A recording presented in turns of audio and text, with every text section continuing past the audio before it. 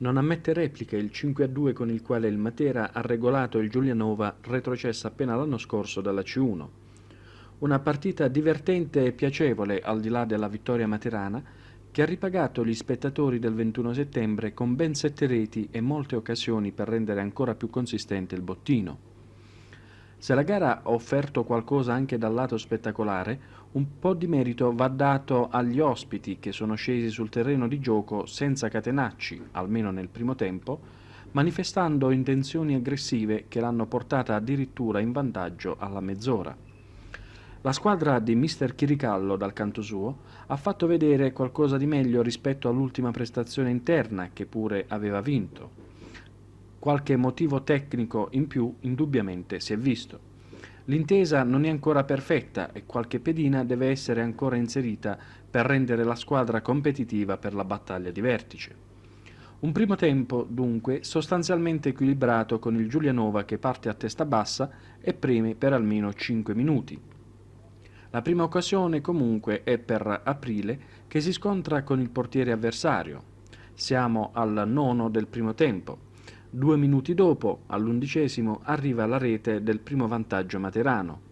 Calcio di punizione per il padrone di casa, la barriera avversaria respinge, raccoglie De Canio che batte Mancini. La reazione del Giulianova non si fa attendere. Al 12° Lisanti è costretto a salvare in angolo.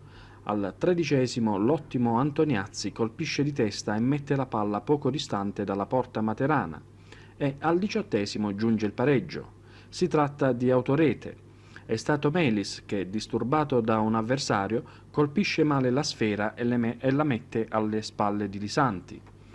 Il Matera risponde con un tentativo di Apuzzo che colpisce la sfera con la testa e la manda a lambire la traversa di Mancini. Al 25° altra occasione favorevole per i biancazzurri, ma lo Iacono non ne approfitta. Al gol mancato per il Matera segue il raddoppio per gli ospiti. Pasquale rimette lungo dal fallo laterale, nessuno controlla Di Fabio che da solo davanti a Lisanti non ha difficoltà a mettere in rete con un bel tuffo.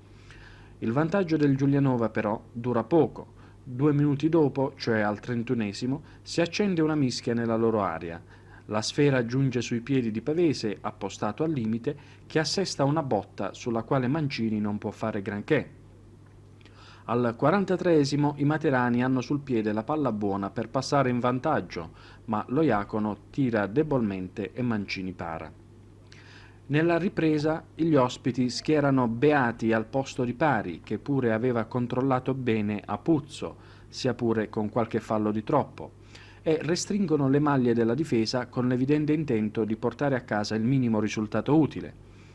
Il Matera non riesce a trovare il bandolo della matassa e dopo aver colpito l'esterno della rete con lo Iacono al 7° minuto, produce solo un tiro di Pavese al 24° parato da Mancini.